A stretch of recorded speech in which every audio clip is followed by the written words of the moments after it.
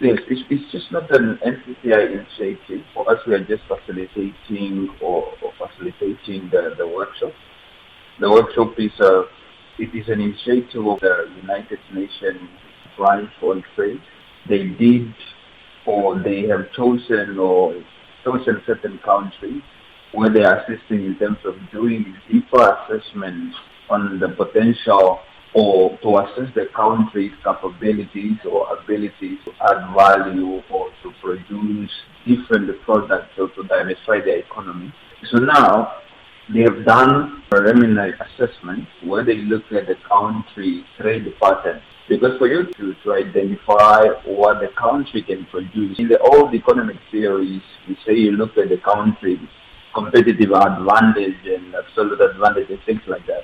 But as we evolve, economically evolving, assessing the country's ability to produce something now you have to look at different factors.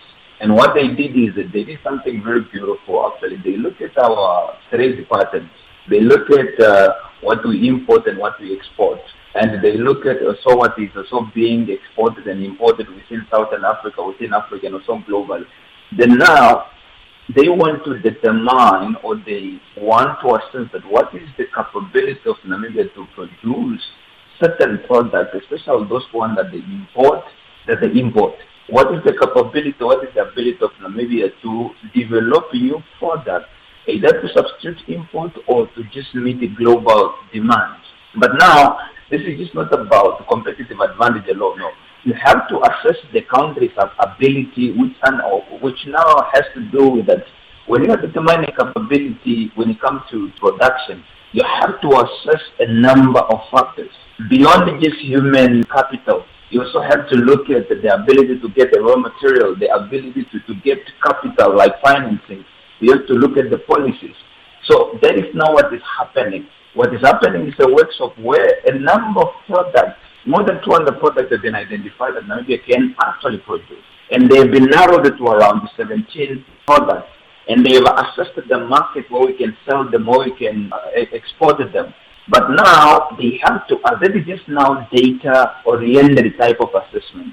You now have to determine the capability. And that is now what is happening in Windows.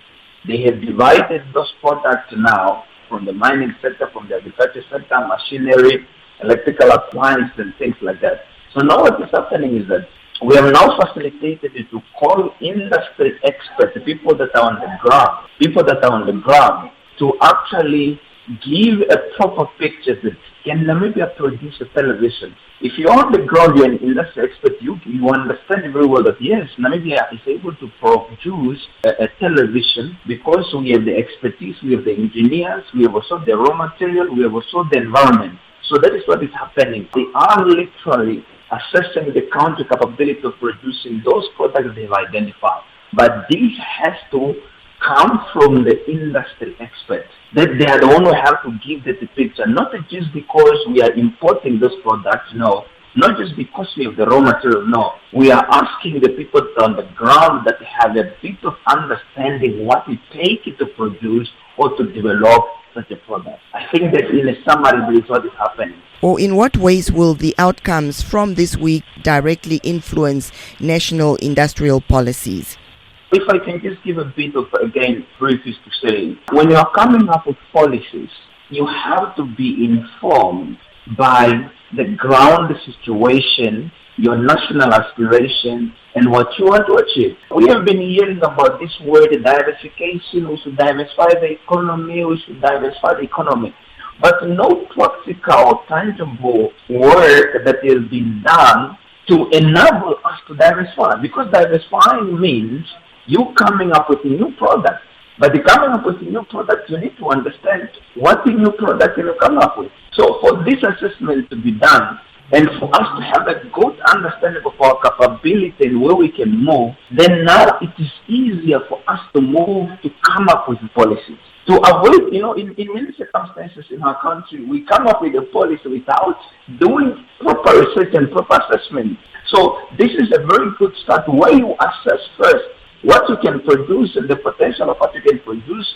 Then when you know what you can produce, When you understand your capability and your limitation, then that is now when you move to the policy, because now you are guided what can you do and what needs to be done.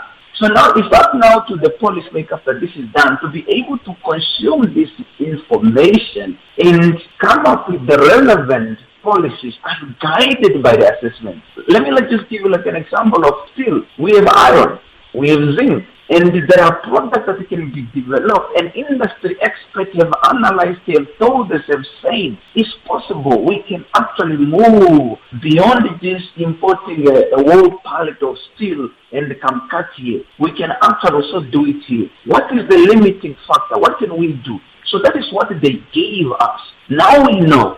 So now we compare this information and we give it to those who make a policy so that they can now create a ground, an environment that will enable us to stop sending the zinc and the iron to South Africa. And we can create our own finance here that can actually lead to us developing products from our zinc and iron. But it needs the environment. What is the environment? The environment is now what we've been told. That for you to create a finance here, you need to be able to generate electricity of certain magnitude. So what do? We tell NAMPower, we tell others that we need to increase our electricity generation to enable us to create iron finances in finance here. So it will definitely assist to give research-oriented type of policies, not assumptions, no.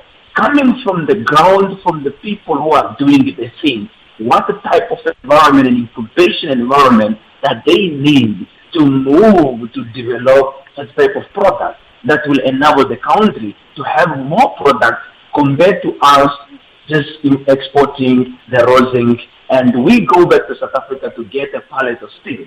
Due to time, of course, we have to end our conversation here. But just briefly, after this engagement, what follow-up actions are expected to ensure implementation of the ideas and the policies that will be discussed? In terms of following up, in Namibia, we expect somebody to follow up. I would say all of us need to follow up. We facilitated, we got the industry experts, the information has been gathered. It's now all of us our responsibility to make sure the right policy comes, because the information now is available. Otherwise, we'll be talking about the identification and the product development, but it will not happen until we implement and we came up with the type of policy that are guided by the information that we've gathered from the ground.